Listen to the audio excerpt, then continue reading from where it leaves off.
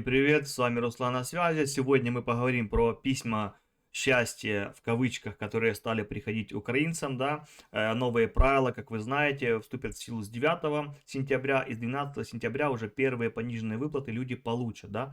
Мы поговорим про вот это вот письмо, да, что в нем указано, да, что сообщается человеку. Второе, мы рассмотрим два вида размещения, которые сейчас есть, да, и то, что украинцы, получается, как будто в каком-то просаке, знаете, то есть уже их приближает к международной защите, но это не международная защита, у нас временная защита, но уже те условия, которые были в 2022 году, они вообще уже размыты, да, и это, ну, не сравнить с тем, что это было в 2022 году, даже еще в 2023, да, и что сейчас происходит, то есть, также я покажу то, что люди, которые отказываются платить за питание, да, в тех пунктах размещения, где нужно было платить, и человек не платил, ему пришло тоже письмо счастья, я его покажу, где сказано, что он будет выселен, если он не выплатит свою задолженность. То есть, в общем и целом, да, получается, что украинцы реально сейчас в каком-то подвешенном состоянии. То есть нас хотят типа уравнять к международной защите,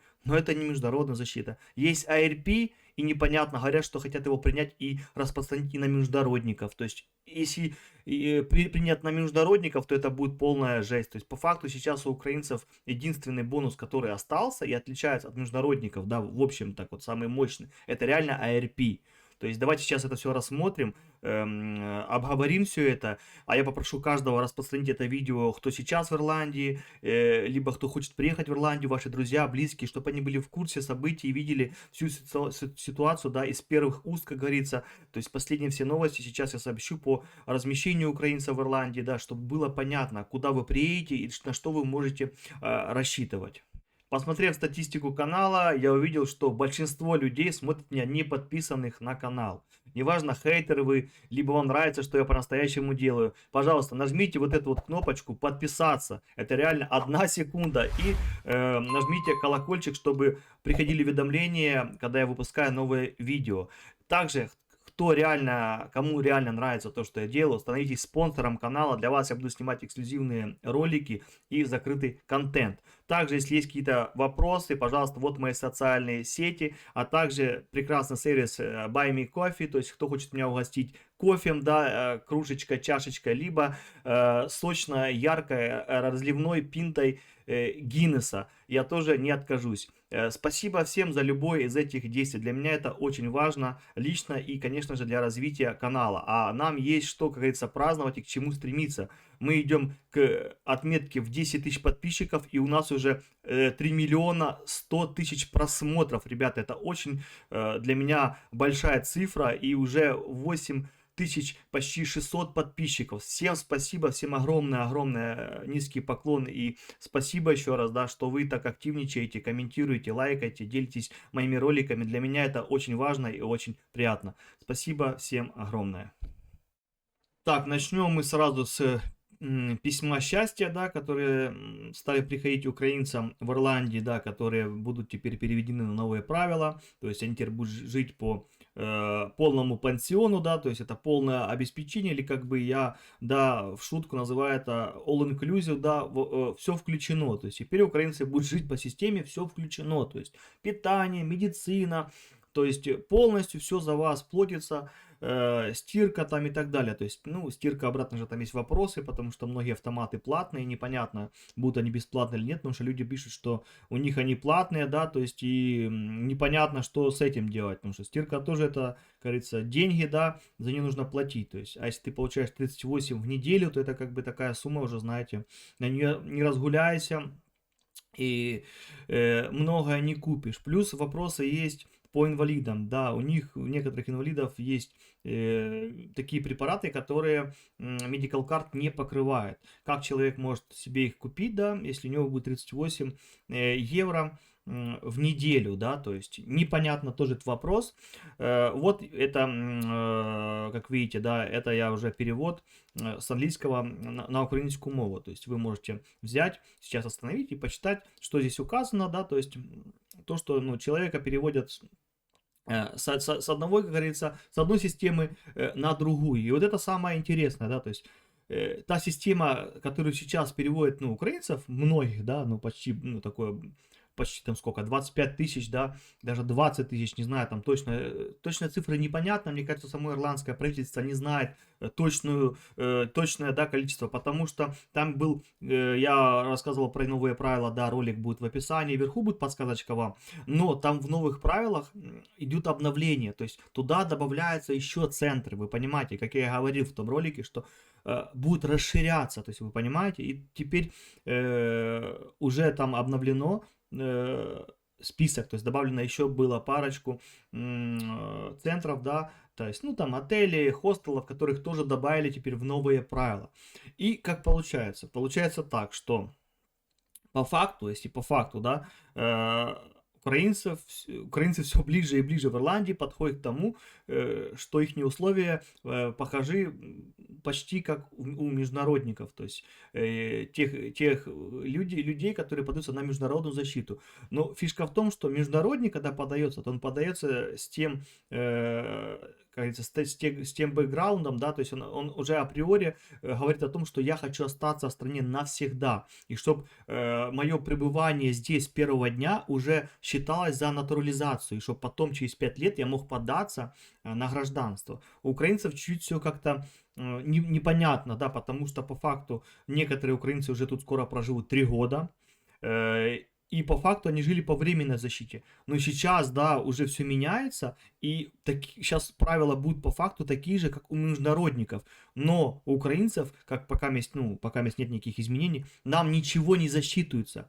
И вот это, конечно, не слишком понятно. То есть, если уже такие правила, ну, тогда уже начните хотя бы с сентября уже, да, по вот этим новым правилам, кто живет, им засчитывать, да, или тем людям, которые работают, им засчитывать, потому что вот это подвешенное состояние, оно непонятно первым, во-первых. Второе, международники все это, как говорится, ну, в кавычках, да, понятное дело, ну, можно назвать, терпят, да, потому что по сравнению с тем, что украинцы получали в 22 году, и сравнить международников, то да, то понятно, полные выплаты там, отели, питание, то есть, ну, максимально вообще помощь полная была.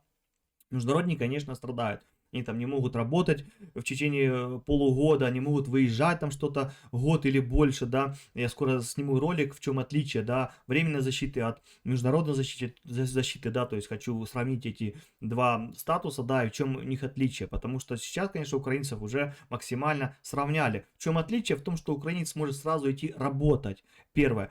Доступ к этот medical card тоже, то есть, ну, потому что у международников они находятся в центрах, и в центрах, видно, там приезжает к ним какой-то доктор, да, либо они к доктору их возят. То есть, в принципе, то же самое сейчас будет у всех украинцев, которые приезжают, ну, новые правила, да, или которые находятся сейчас в отелях, и эти отели будут подходить под новые правила. То есть, по факту, свободными украинцы остаются только, ну, те украинцы, которые либо сами снимают жилье, как мы, например, с первых дней, да, и меня это никогда не касалось, и моей семьи, нам все равно, мы катаемся, ездим, путешествуем, Гран-Канарии, Египет и так далее, то есть без проблем, никто нас не трогает. Либо те, которые живут по ERP, да, то есть их, в принципе, тоже это не касается, потому что они могут получать полные выплаты, либо пойти работать, жить, то есть и никаких проблем, потому что те, кто живут сейчас в этих лагерях, центрах, либо даже отелях, хостелах и так далее, они не могут никуда выезжать, то есть там нужно особое только разрешение, то есть по факту это такая мини-тюрьма получается, ну это так грубо говоря.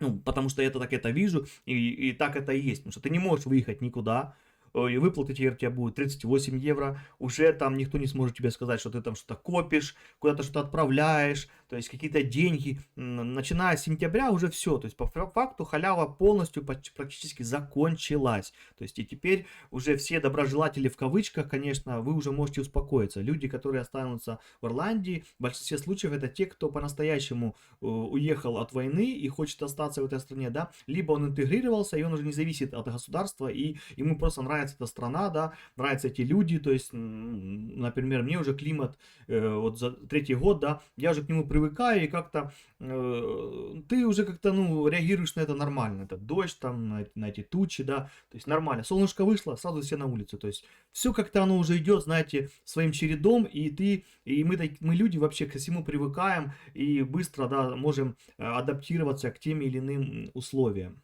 Теперь мы поговорим про платное питание. Да, оно было, Оно, наверное, еще есть в некоторых, наверное, центрах, но я так понял, они сейчас все будет полностью это убираться, вот полностью будет полная замена, то есть, типа, те люди, которые платили, их специально будут менять их размещение на полный пансион, то есть на all inclusive, на все включено, так называемое, для украинцев. Это, понятно, сарказм, это никого не хочу обидеть, но это так я вижу просто, да. То есть, ладно, люди платили уже 10 евро за взрослого, 5 за ребенка, ладно. Ну а теперь, да, вам 38 дают, это копейки для Ирландии, ну, по факту это ничто, просто кто не знает, да, кто не смотрит впервые, для понимания, что такое 38 евро в Ирландии, это пойти с семьей позавтракать, просто позавтракать, купить ирландский завтрак полный, да, и кофейка. Все, то есть по факту 38 евро это пойти раз в кафе, просто позавтракать. Все, всей семьей именно, просто нормально позавтракать. Все, максимум, что у вас останется, я не знаю, да ничего у вас, наверное, не останется, или пару евро там останется, потому что завтрак 12-13 евро, может там ребенок что-то другое, но я образно говорю, на свою семью, да, переношу это, то есть настроя. И вот если нам пойти позавтракать, это минимум с человека 13 евро. Вот, все, я к тому веду. Если там это на полный такой завтрак, чтобы накушаться, все хорошо. То есть это реально копейки. То есть эти деньги реально, ну, вообще, они никак не могут, вообще, ты с ними ничего не можешь сделать. Просто в прямом смысле. Находясь в этом центре, ты даже не можешь нормально куда-то съездить, потому что билеты, ну, на, как бы, на проезд, на автобусы, они дорогие. Такси, я молчу, это вообще эти деньги ничего не стоят. То есть я к тому, что реально человек получается в такой очень сложной ситуации. Мне жалко людей, конечно же, но с другой стороны, если человек уже здесь 2 года или год, там даже полгода, и он не смог ничего сделать для себя, и он кричит, что блин, почему такое ирландское правительство такое плохое, как оно могут так поступать с людьми? Извините, вы могли реализоваться, вы могли найти, изучить язык, записаться на курсы, пойти учиться, работать, то есть куча было, найти ARP и так далее, то есть куча было разных для вас возможностей. Те, кто сейчас приезжает, в прямом смысле, вот прямо сейчас, да, там вот, сегодня, завтра, послезавтра, я видео записываю, это 27 августа 2024 года, да, то понятное дело, он едет уже, он знает эти правила, да, он едет уже сам осознанно, значит, ему либо нравится эта страна, либо он хочет здесь, да, как-то реализоваться, либо у него есть знакомые, родственники, друзья, которые смогут ему помочь, потому что по-другому сейчас ехать в Ирландию, ну, я не знаю, это какие-то люди такие, знаете, уже мощные духом, потому что, зная наперед, что ты приедешь и тебя будут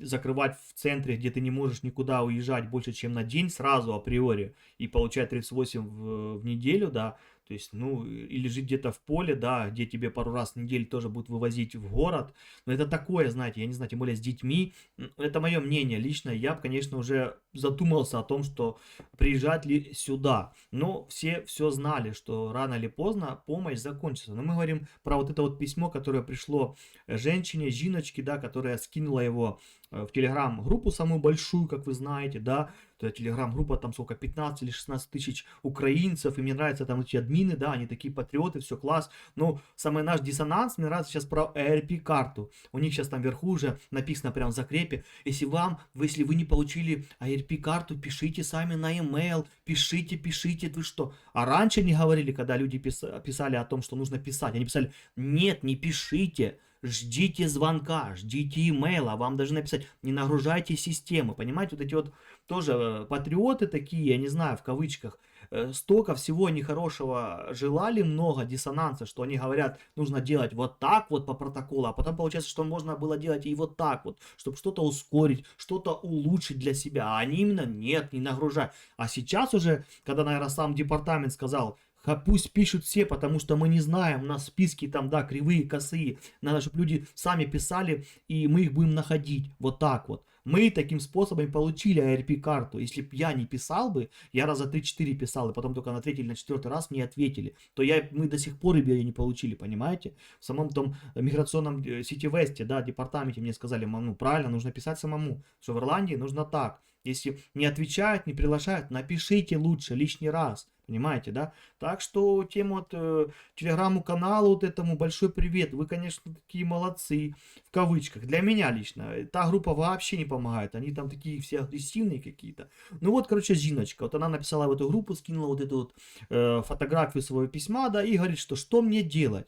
Ну, я извиняюсь, что вам делать? Тут же указано, пожалуйста, оплатите задолженность, принимайте условия и платите деньги.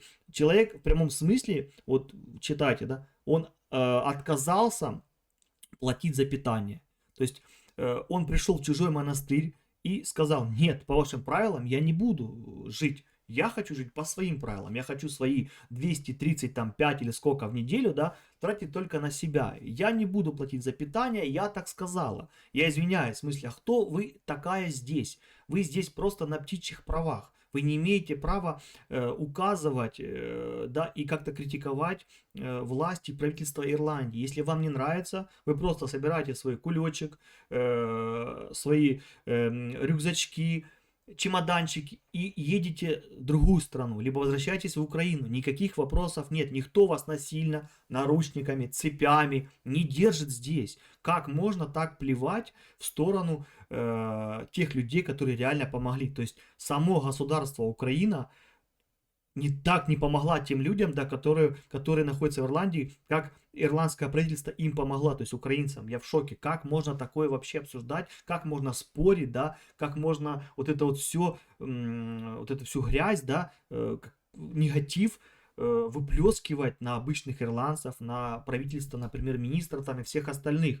Они здесь при чем, что у нас война в Украине? Они ни при чем. Они притянули руку помощи, сказали, но, ребята, ну, мы же не можем всю жизнь вас обеспечивать, как вы хотите. Нет, это не курорт, это не какой-то там парк развлечений. Вы не приехали на отдых, вы приехали от войны, вы бежали от войны, от бомб, ракет, снарядов, смертей, да, криков, звуков тревоги, вот так вот. А человек сказал, я не буду платить. И видите, тут же указано, что заплатитесь, есть задолженность. Значит, у человека есть задолженность, сюда человек уже систематически нарушал порядок, и теперь все ему сказано, вас выселяют, и на ваше место заселят тех людей, которые есть, которым тоже нужна помощь, которые тоже просят защиту, да, у Ирландии. То есть вот такие вот кадры, я так понял, этот кадр не один, их много. Те, которые в прямом смысле отказывались платить за питание. И теперь их будут просто лишать жилья. А повторно, вот тут внизу указано, вы не можете уже податься, все. До свидания. Теперь на свои хлеба. Переходим на свои хлеба. Все. Тут указано в конце только если у вас инвалидность, либо какие-то особые по здоровью, да, причины. И вот вам доктор, да, говорит, что он не может сам себя обеспечить. То есть у него там руки, ноги переломаны, либо там он, ну, вы понимаете, да, то есть инвалидность. То есть человек не может сам себя. Почему инвалидность выдается? Потому что человек не может сам себя прокормить. У него там, тут понимаете, в Ирландии же такое понимание инвалидности. То есть если есть две руки, две ноги, то ты можешь себя реализовать. То есть, понимаете, тут не так, как у нас в Украине раздавали инвалидность всем, кому не то, что попало, ну просто тут немножко другое. Тут инвалидность это, грубо говоря, не статус, это просто выплата.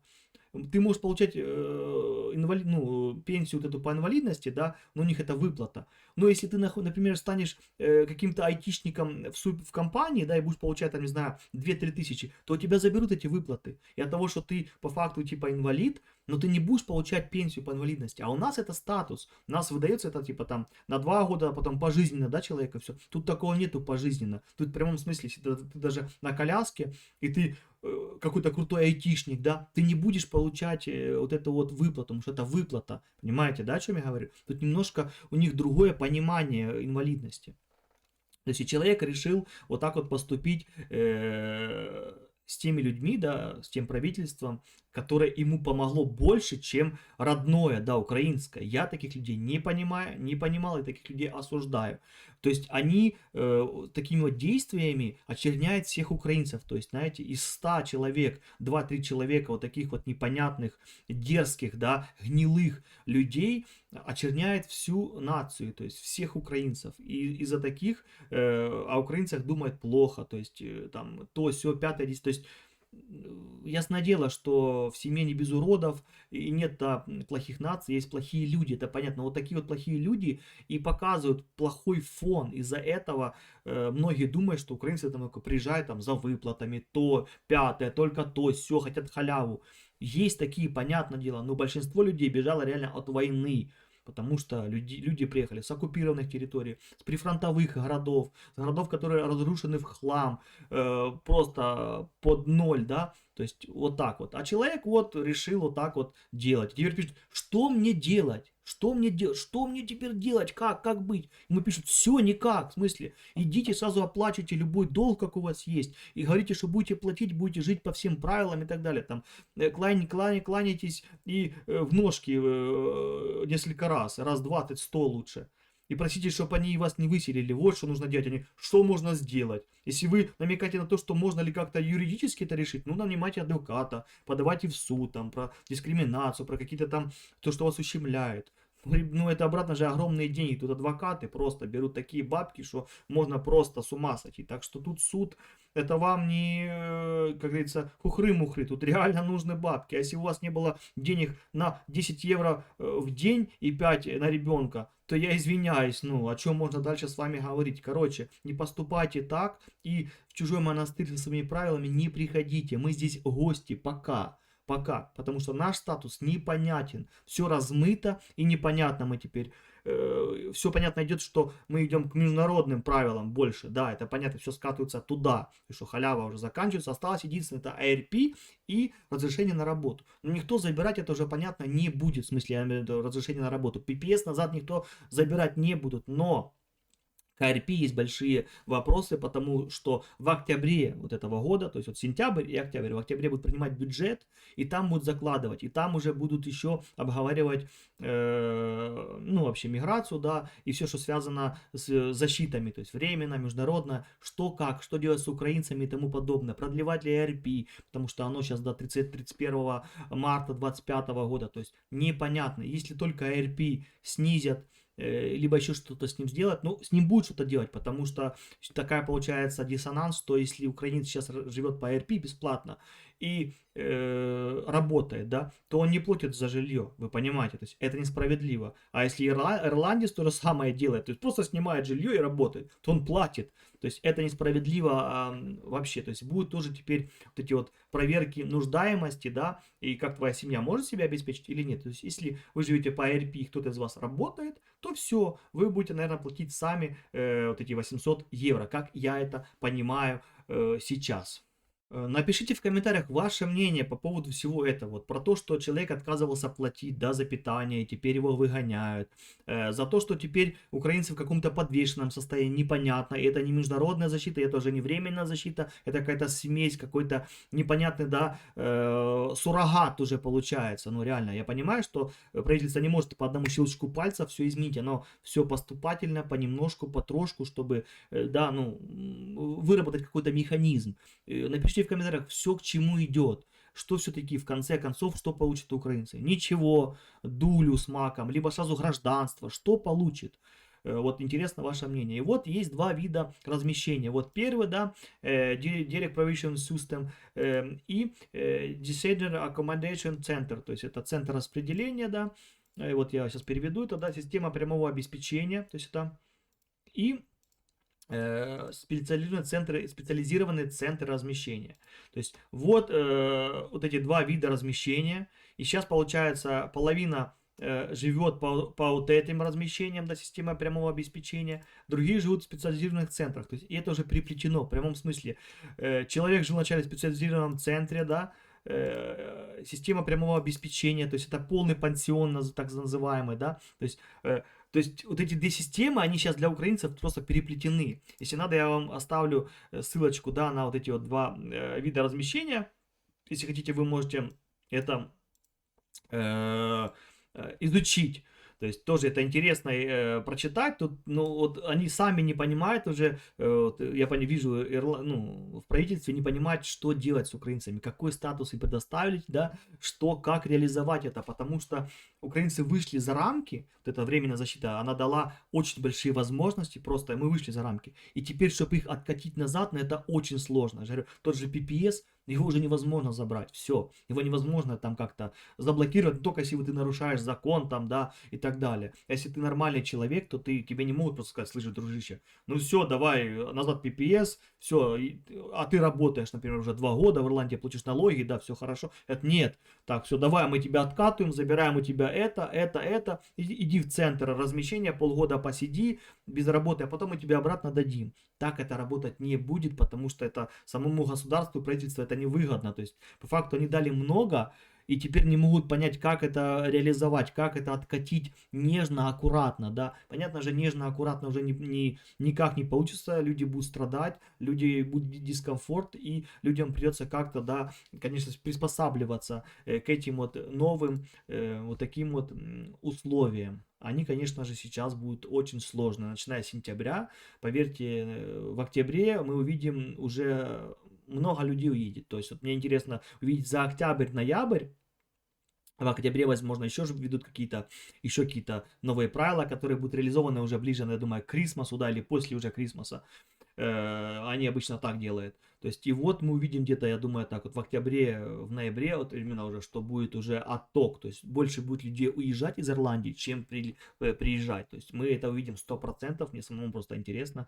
Это как, да, я говорю наперед свои мысли. Вот интересно, реализуются ли они или нет. И сразу, когда я снимал видео про новые правила, да, я не понял вот эту вот строчку. Вот эту вот, видите? Вот это самое интересное для меня было. И я сейчас это разузнал и понял, в чем смысл. Смотрите, объясняю. Вы живете в этом специальном центре, либо в новом, там, в отеле, в который будет, да, по новым правилам. То есть с 9 сентября входят новые правила. Вот вы живете, например, в каком-то гостевом доме, да, который переделали под вас, либо монастыре, либо хостеле и так далее. Неважно. То есть и ваше вот это размещение теперь переходит на новые правила. В чем фишка? Том, что если... есть же люди, которые в отелях работали, вы поняли, да? Все работали то на полную ставку, кто на какую ставку. И фишка в том, да, чтобы... То есть тут так указано, что всем будет выплачивать 38 и 29 на ребенка. Вы поняли, да? И потом для чего-то это разъяснение сделали. То есть это то же самое, кстати, вот так вот у международников. Если они потом начинают где-то работать, подрабатывать, потом, когда им разрешение дали, то если они получают больше 125 евро в неделю, то вот эти вот выплаты им не будут платить. Вы поняли, о чем я говорю? То есть то же самое для украинцев. Если какой-то украинец работает, да, то он не будет получать. Либо, например, он получает украинскую пенсию, он об этом указал. И у него, например, пенсия больше 125 евро. Он не будет получать вот эту вот помощь в размере 38 евро. Вы поняли? То есть теперь они сделали так, что если ты находишься в центре на полном пансионе, то есть дети с питанием, то есть если твой доход в неделю больше 125 евро, то ты не будешь получать 38 евро в неделю. То есть уже вот этот вот, как называется, оценка нуждаемости, да, уже даже будет у этих людей. А вы не забывайте, что 30 сентября начинается обмен данных. Про них я снял отдельный ролик, да, что между банками, то есть между миграционными, да, вот этими финансовыми структурами теперь будет полный обмен данных. Вы можете этот ролик посмотреть, вот здесь будет подсказочка, и внизу будет ссылочка. Вы можете посмотреть про то, что будет просто. И это будет все делать автоматически. Вы не понимаете, не нужно никаких там, то есть пишут ваш номер заграничного паспорта, отправляются данные с вашей фамилией, имени, и все, сразу программа автоматически вас находит, и просто человечек в Украине, либо наоборот, запрос то же самое может украинская служба, то есть податкова, да, отправить запрос. Все. То есть налоговая служба, теперь обмен данными будет между налоговыми службами. Все, оп, просто нажимаешь кнопочку, класс, подтверждаешь, и все данные уже подвязаны, вы понимаете, да? То есть под вас уже, никто там не будет, так, ага, так, Макаров Руслан, ага, так, сейчас мы будем искать, что там у нас есть. Нет, все уже подвязано сразу к вашему номеру паспорта. И все сразу ваши счета, ваше имущество, ваши вложения, вклады будут будут подтягиваться. И когда придет ответ, и я вам говорю, очень много украинцев, конечно, пострадает в том, что кто утаил свои пенсии, выплаты и вообще движение по вашим картам. А, как вы знаете, ну, невозможно картой не пользоваться, и будут, поверьте, большие штрафы, возвраты выплат и так далее. То есть, если вы, извините, в Украине продали машину, и потом на вашем счету оказалось 100 тысяч там, либо 200 тысяч, и либо у вас пенсия 5 тысяч даже, и вы это утаяли, да, а все же через карту, вы никак не сможете, вот вас проверяют, опа, а у вас каждый месяц по вашим счетам были движения, 5-10 тысяч гривен, да, это малые деньги, но какая разница, вот уже 10 тысяч, это уже там, грубо говоря, 200 евро, да, все, 200 евро минус, сколько вы получали так, все это время, они насчитывают вам, чик-чик-чик-чик-чик-чик, и все, и потом будет с ваших выплат каких-то, если вы уже работаете, значит, с вашей зарплаты, будет у вас забирать потихоньку, не сразу всю сумму, хоть у вас там будет, не знаю, 5000, да, вы будете должны, вы будете выплачивать по 20, по 50 евро, там, в неделю, да, и все, вот так будете выплачивать, пока не выплатите, а не выплатите, будут пеня, штрафы, и потом, понятное дело, вы не сможете остаться в этой стране, потому что тут с этим строго. Когда вы подаетесь на гражданство, да, там вас досконально ну, не фильтруют, а проверяют. Там даже если один штраф за превышение скорости, либо за там неправильную, не знаю, там еще что-то, да, связанное, то есть за них даже могут отказать. Так что имейте в виду. И вот теперь вот это еще введено для того, чтобы всех проверять, то есть нуждаемых. То есть живешь ты в центре, работаешь, все, никакие выплаты вообще ты не имеешь ни на какие выплаты. То есть вот такие вот дела, вот такие вот новости. Что я скажу? Ничего хорошего не ждет тех, кто ну, хочет, чтобы им помогли, да, кто не может себя обеспечивать, я понимаю, по тем или иным причинам, но сейчас таковы реалии, что все. Халява заканчивается, Ирландия потихоньку закрывается. Не забывайте, что Ирландия еще не входит в Шенген. Как только она отменит безвиз для украинцев, они не смогут туда прилететь. То есть их будут разворачивать, их не будут рассадить в аэропортах, потому что они не имеют права. То есть если у них только есть рабочая виза, то есть, ну, ARP-карта, если есть, вас будет пускать. Как вы знаете, ARP-карта пока всех действительно до марта 2025 года, до той даты, до которой пока Ирландия продлила временную защиту. То есть подвешенное состояние, пока есть непонятность, да, что будет дальше. Напишите в комментариях, собираетесь ли вы остаться в Ирландии, нравится ли вам Ирландия, либо все-таки вы хотите досидеть немножко здесь и уехать, поменять страну, либо уехать в Украину. Вообще, какие у вас мысли, да, о том, что будет ждать всех украинцев в Ирландии дальше. Всем мирного неба, позитива, хорошего настроения. Живите, а не проживайте. Всегда на связи.